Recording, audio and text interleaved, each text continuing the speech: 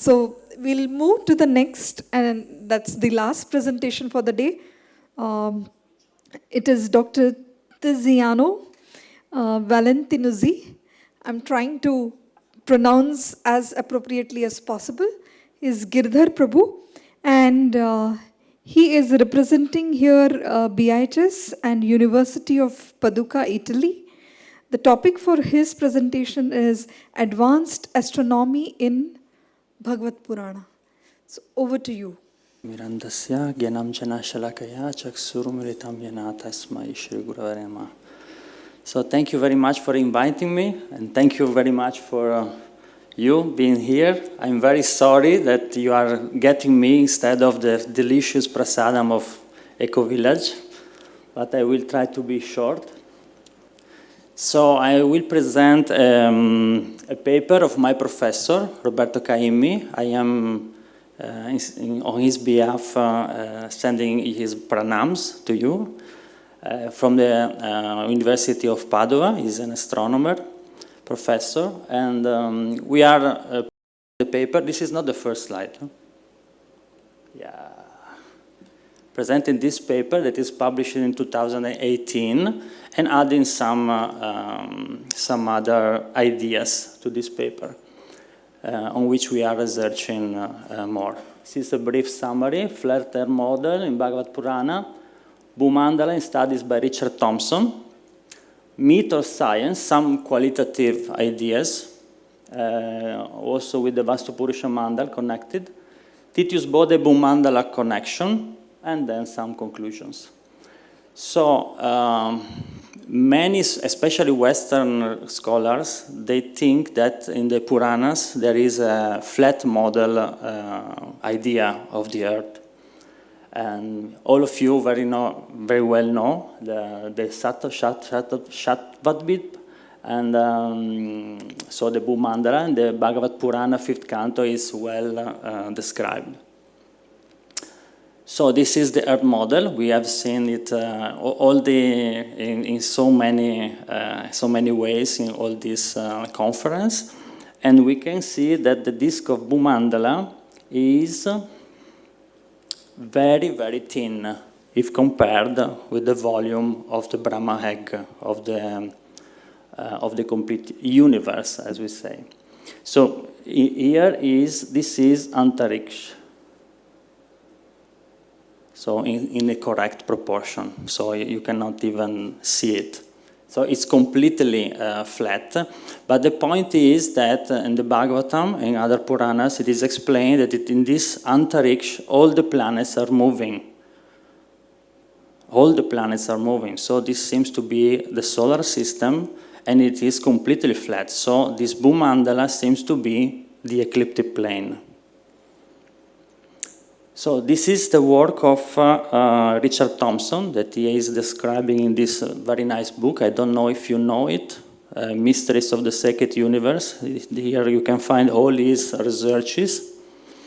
And these are some figures from his work. And we can see the representation of the 7 dvipas of Bhu-mandala.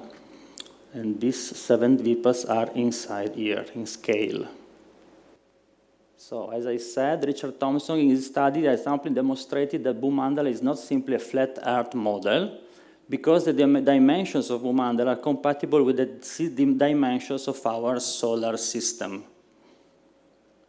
This is a table from the book where you can see this is the radius of Saturn orbit. These are the modern data in miles.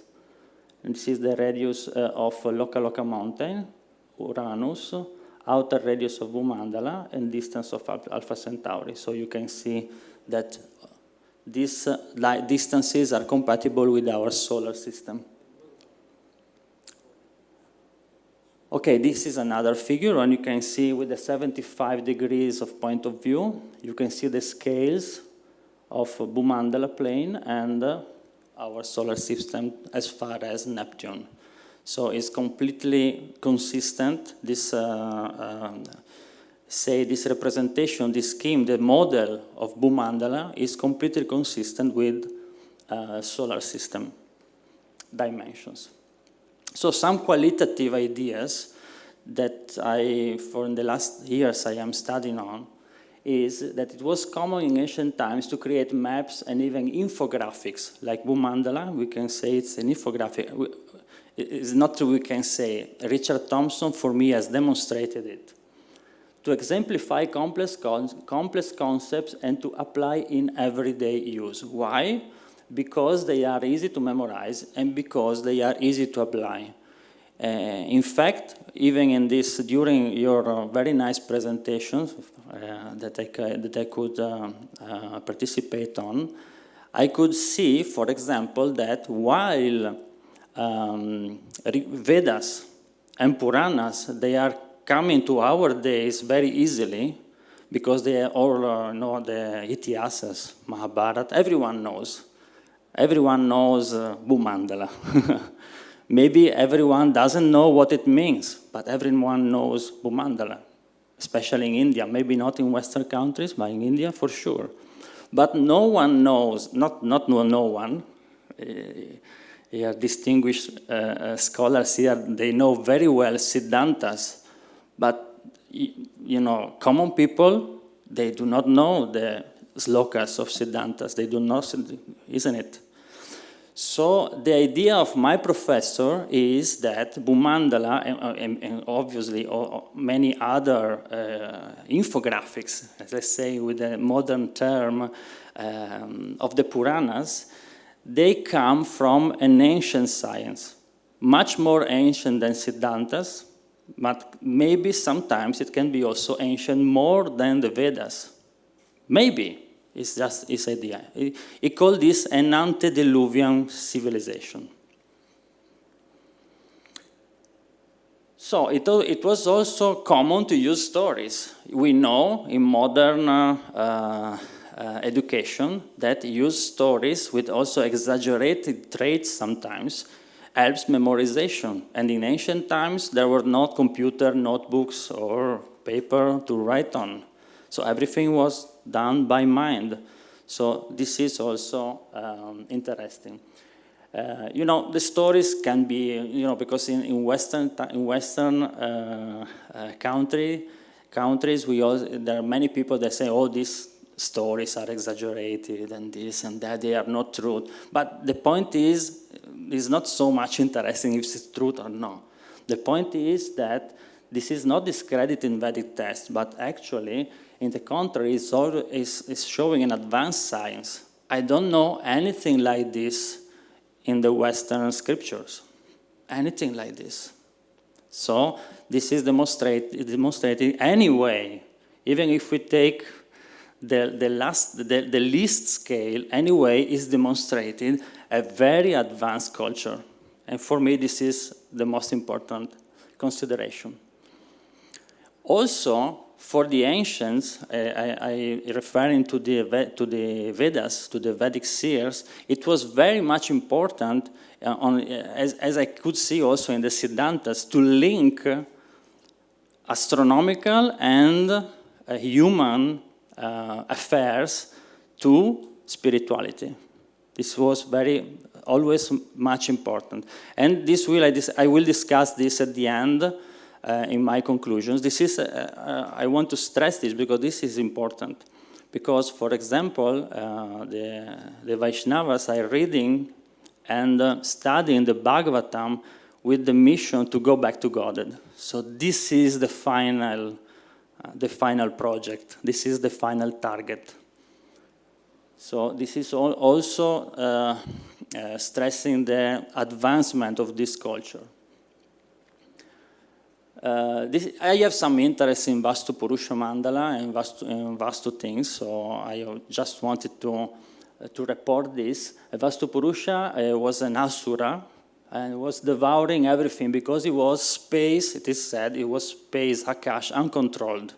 He was so hungry, he was devouring everything, totally uncontrolled. And this is reminiscent for me of black holes. Black holes are like that. It's space uncontrolled because it's a 0-point space and everything is going in the horizon of a black hole is disappearing completely.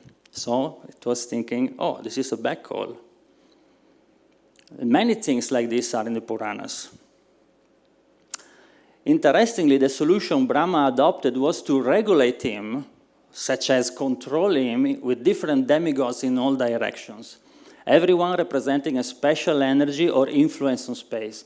So, the laws of nature, what is the idea? The laws of nature are regulating the energy of space-time. Otherwise, nothing would be manifested in the universe. This also is a very interesting concept, and most probably is, how do you say, is expressing some more complex idea of how the universe was manifested. Maybe we cannot call this exact science or like modern science, but you can perceive that some ideas are there. And most important, these ideas came to us, because this is not a trivial problem. How can I create something, create some information that can go through the centuries unadulterated like that? It's not easy, it's not a trivial task. And Vedas, Puranas, they are doing that. So the idea is that in one single scheme, in one single idea, in one single infographics, you have everything you need to construct a building. You know, the importance of northeast, the delicate southeast and northwest, stability and rules in southwest, keep free the center because Brahma is there, and keep light northeast and heavy southwest. These are all the line guides, the guidelines of Vastu, and they are all inside one simple scheme. So this is one of my mantras. Ancient doesn't mean antiquated. We can see a great propensity to synthesis in the Puranas. Synthesis instead of analysis. Which denotes an advanced culture, not an antiquated one. Nowadays, we are full of data, big data coming from all our technologies, but who is able to get a useful synthesis out of that at present? Big quantity of data, big pratyaksha, in your terms, very little anumana, and no shabda. This is Western country, at least as I know it. Where is the real advancement of our society? So, a personal Vedic story about this. I was diagnosed diabetes some years ago. So, in the last 5 years, I was hearing so many speculated Anumana ideas about this problem. On insulin for the rest of your life, this is one doctor. You will never heal, pancreas cells have gone. Take fruits, don't take fruits, have a keto diet. Oh my God, you are vegetarian, keto diet is dangerous, take these pills. Become crowded, cook vegetables, have raw rice, don't have carbohydrates, etc., etc., etc. Everyone I was consulting, different ideas. Why I am telling you that? Because just 1 week ago, I was coming through this, my friend sent me this. This is Professor Roy Taylor of Newcastle University, Great Britain. And he says that diabetes, the pancreas, regains lost size and shape when type 2 diabetes is put into remission through a low-calorie weight management program. So you mean I'm just overweight? Oh, yeah. Is that is the idea. 2 months and your diabetes is gone. And he has hundreds and hundreds of clinical demonstrations. So I was laughing so much because I said, oh, this is Bhagavad Gita. All this research, it took 40 years research with a 55 team of PhDs to research on that. And this is already in Bhagavad Gita. There is no possibility of one becoming a yoga or Arjuna if one eats too much or eats too little, sleeps too much or does not sleep enough. So what is the idea here? That Puranas, Itihasas, all this transcendental knowledge is also very practical, and we are taking hundreds of years to study with big telescope, big microscopes, to have at least, to know at least at the end that Bhagavad Gita 6.16 just follow that. So this is the idea. So coming back to cosmology, these are the 4 models that Richard Thompson is explaining here for the Bhu-mandala plane. That can be interpreted as a planisphere projection, the abodes of the devas, a map of central India, Pakistan, and this one, a geographical map, and also can be interpreted as the geocentrical orbits of the planets. It demonstrated that for a particular length of yojana that is very similar to 8 miles, all the geocentric orbits of the planet are somewhat tangent to the features of the 7 dvipas. So, for instance, please refer to the book. So, what we are proposing, me and my professor, is a 5th model, possibly a 5th model, coming from the Titius-Bode law. Titius-Bode law is 1772, predicts distances of planets from the sun by applying a very simple formula with a geometric progression of base 2. The formula is this, where the index E is for all the planets. Minus infinity is Mercury, Venus, Earth, Mars, etc., etc. And the measure is in astronomical units.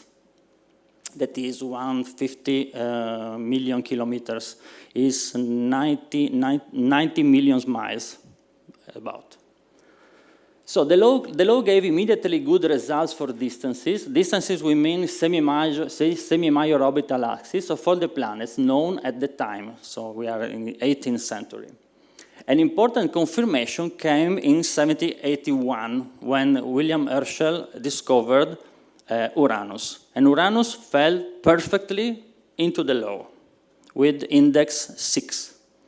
But then Titius-Bode was saying, oh, we have to find out the index 4, because index 4 was missing, because from Mars to Jupiter, no planets are there. And an Italian astronomer, Giuseppe Piazzi, 20 years later, 1801, found Ceres, that is the biggest asteroid in the asteroid,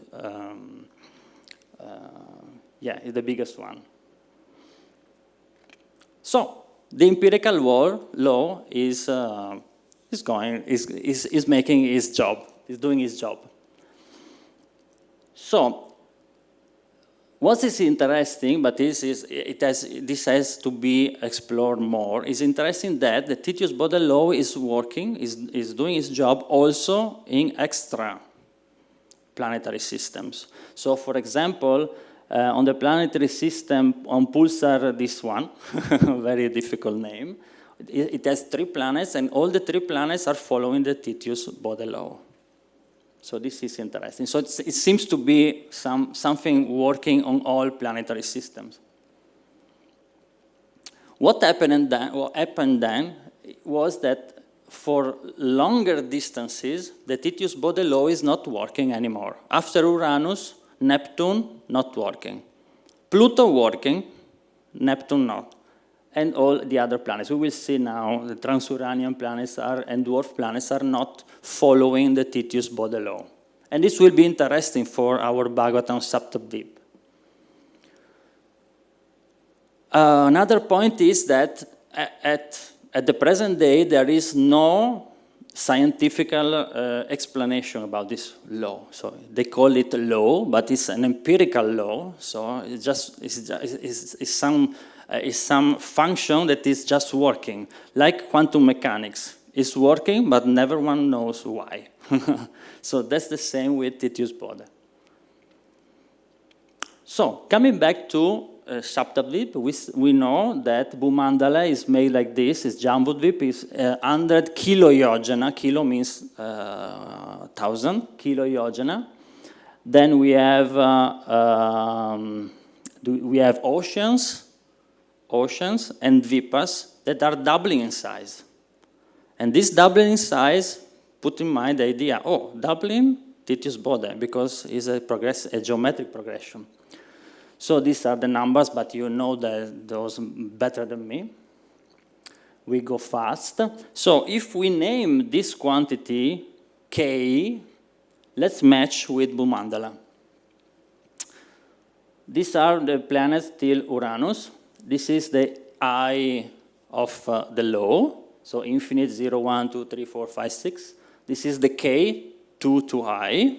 So 0, 1, 2, 4, 8, 16, 32, 64. And you can see that this geometrical progression is practically identical in a factor of 100 to the sizes of the dvipas.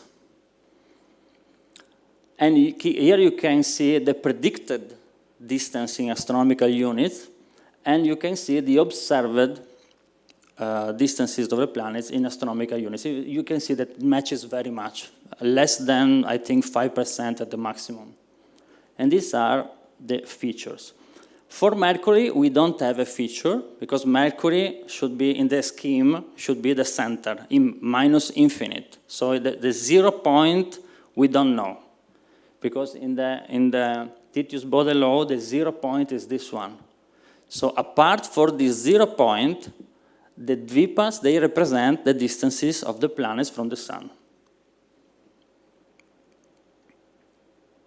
Some calculation I made here in the last days, just some distance. If we use this kiloiogena, that is 1/8 of 1 degree of the circumference of the planet Earth. This is described in the paper of my professor, and it is described also in the book here. So the figure is this. Then the astronomical unit in kiloiogenas is surprisingly similar to the 108 number. That is a sacred number. You know also better than me that 108 is the ratio between the diameter of the moon and the distance of the moon, the diameter of the sun and the distance of the Earth from the sun. So this number coming out in so many ways. And if we express in kiloiogena the Titius-Bode law, then we get this very nice, nice representation with 108. And this is the width of the dvipas in kiloiogenas. And my professor was also giving in this appendix of his work this nice mathematical, representation from 108. It's 1 to 1, 2 to 2, 3 to 3, and also 360, 2 to 3 times 3 to 2, plus 2 plus 3. He's a mathematician, so he does such things like in the Siddhantas. Who was that? Was very nice poetry. Yeah, I was telling, yeah.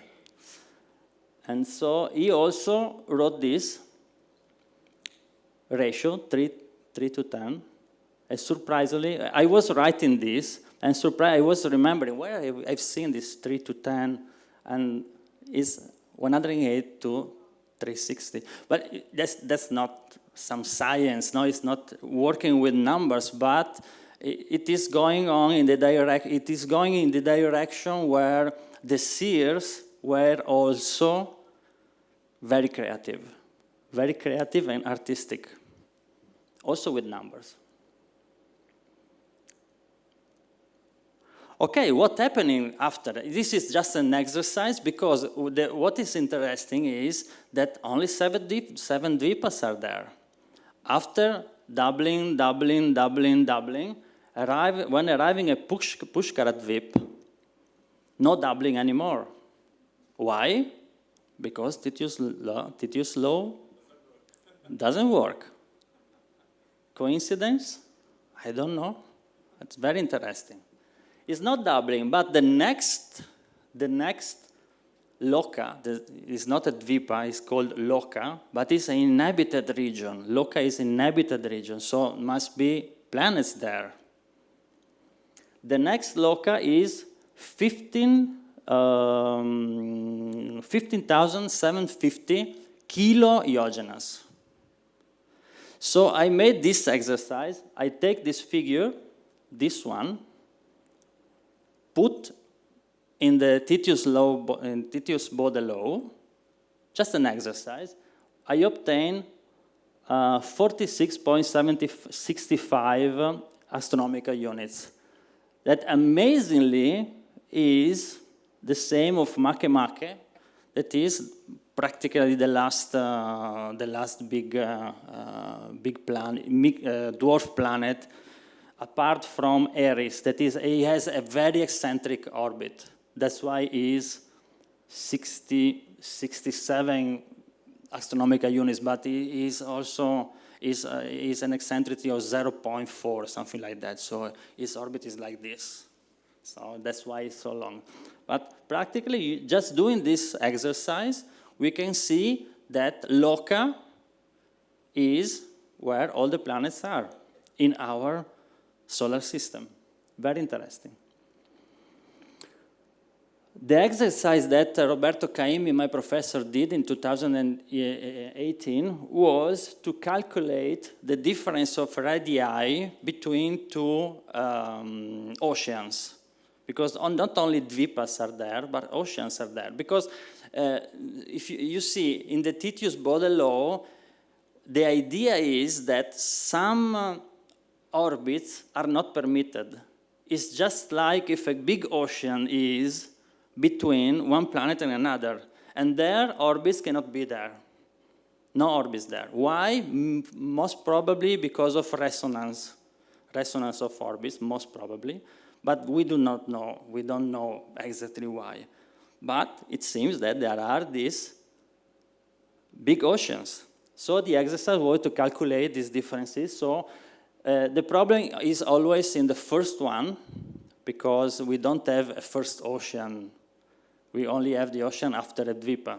So my professor decided that the first delta RE is 100 kilo-Iogenes. This one, sorry, the delta R minus infinite. So the first one is 100 kilo-Iogenes. That is the dimension of Jumbo-Dvip. After that, all the oceans are taken into account. What happens? Same thing.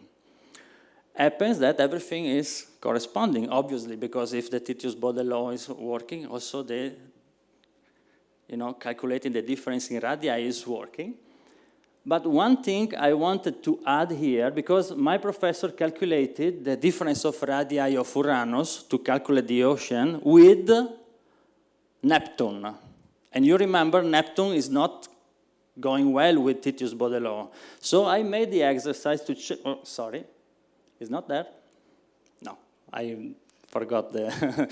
I did the exercise of changing this from Neptune to Pluto. Because Pluto is going pretty well with the Titius-Bode law. And this is coming out 20.66, something like that. I don't know why it's not there. Maybe it will be after. And this is working too. So what happens is that if we go like this, we have oceans.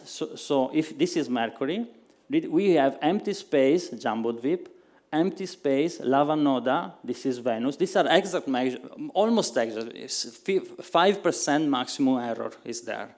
So for a scientist, is perfect. So they are exact measures. Ixura-Soda, 0.6, Suroda, so Mars, Ceres. From Ceres to Jupiter, Gritoda, 2.4, Saturn, 5.8, Xiroda, Dadimandoda, 9.6. Then my professor stopped here, because the next was not working, but with Pluto, oh, yes, sure, it was here.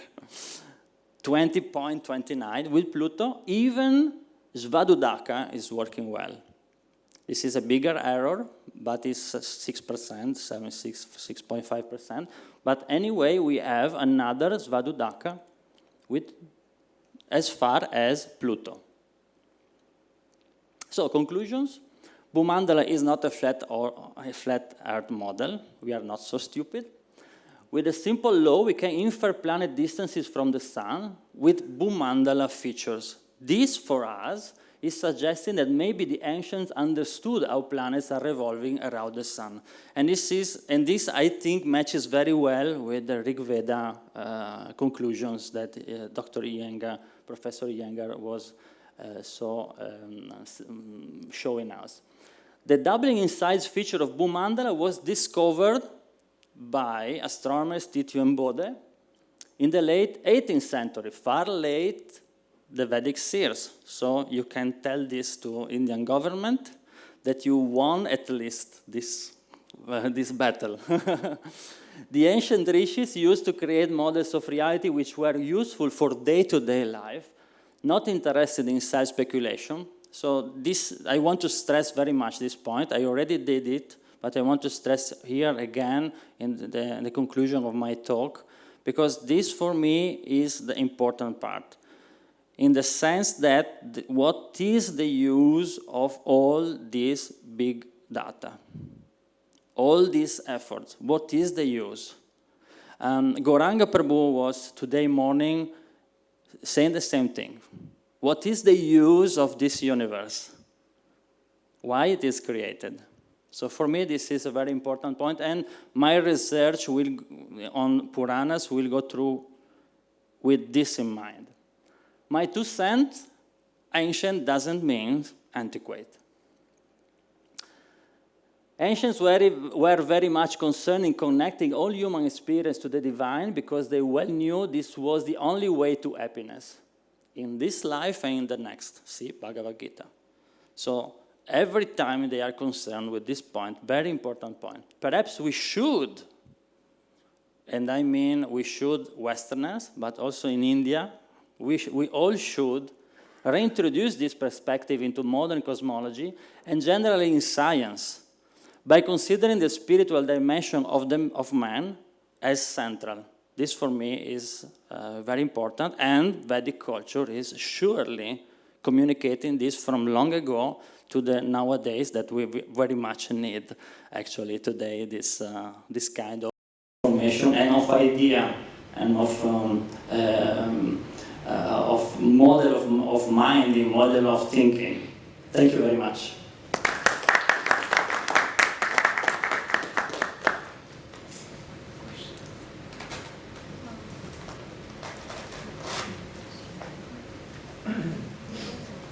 I think the obvious question here is, we are supposed to be on Jambudvipa, right? But Jambudvipa is coming as Venus? Yeah. Venus. Yeah. So Jambudvipa,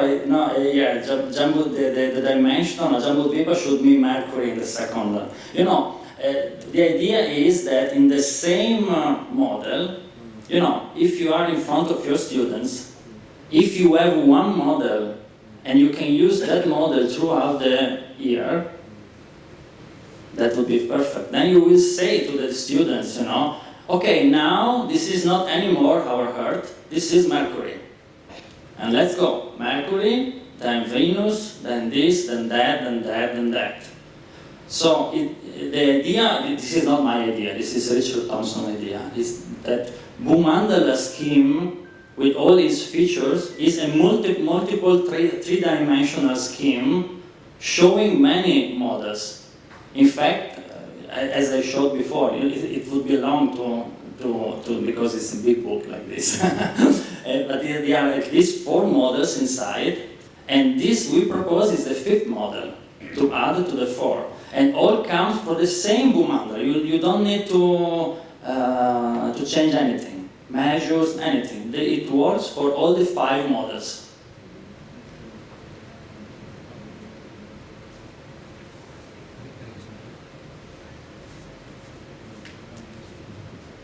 If I understand you correctly, you are saying that there are no such Saptadvipas. In reality, you mean? Yes. Oh, I've not said that.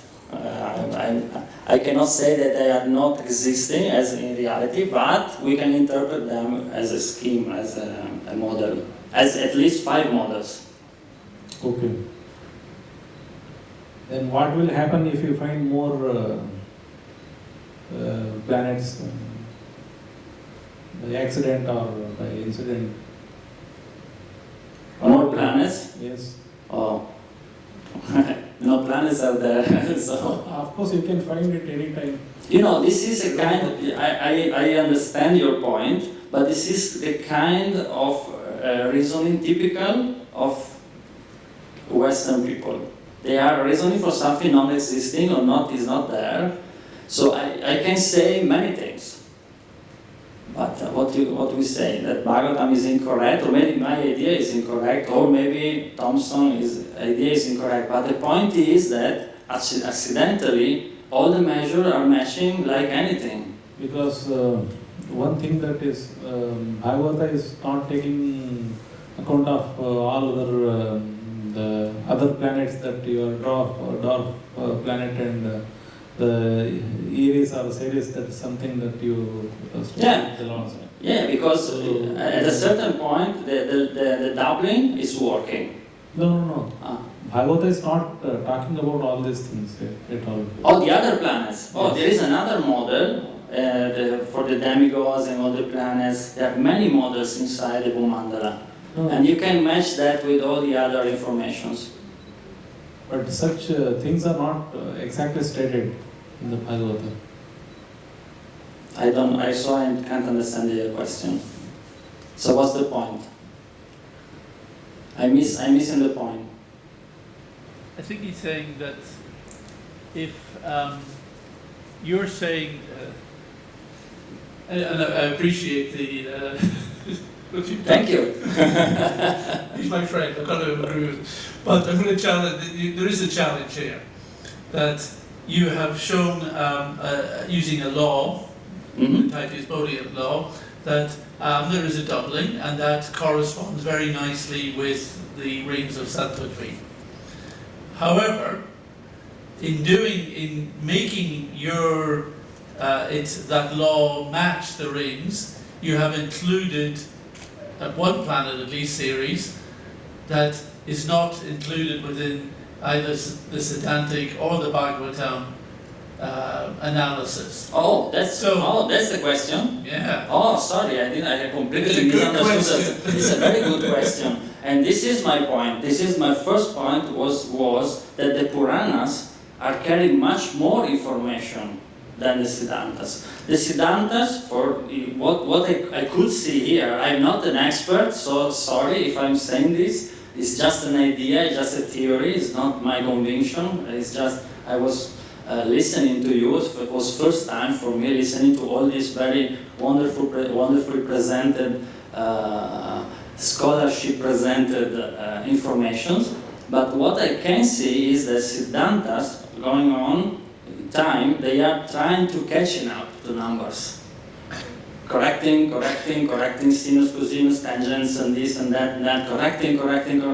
And the Vedic seers, Rig Veda, they are just chanting the mantras. Om, da, me, da. And the mantra seems to be correct. The Purana seems to be much more correct. In fact, in the Siddhantas, Charis is not there. But if this is true, Charis is in the Bhagavatam.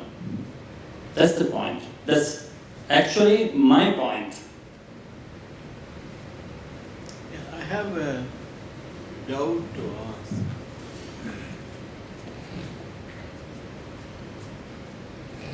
I'm feeling very humbled. Your model is different from the model of Thomson, right? Of? Thomson.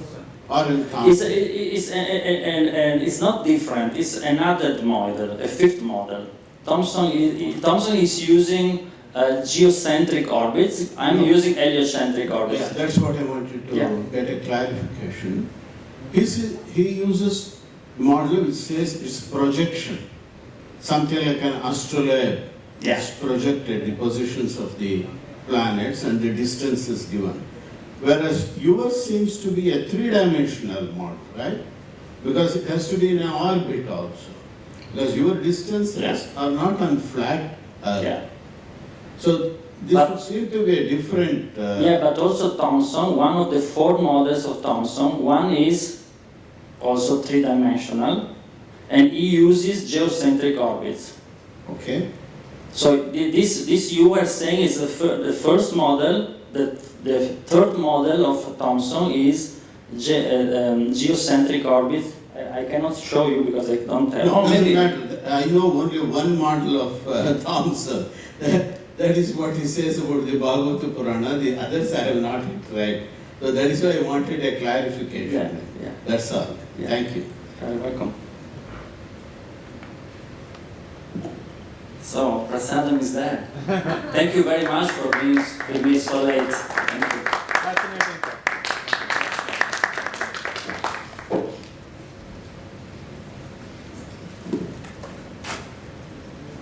So, one of the most important message at the end of the day that we carry is ancient is not antiquated.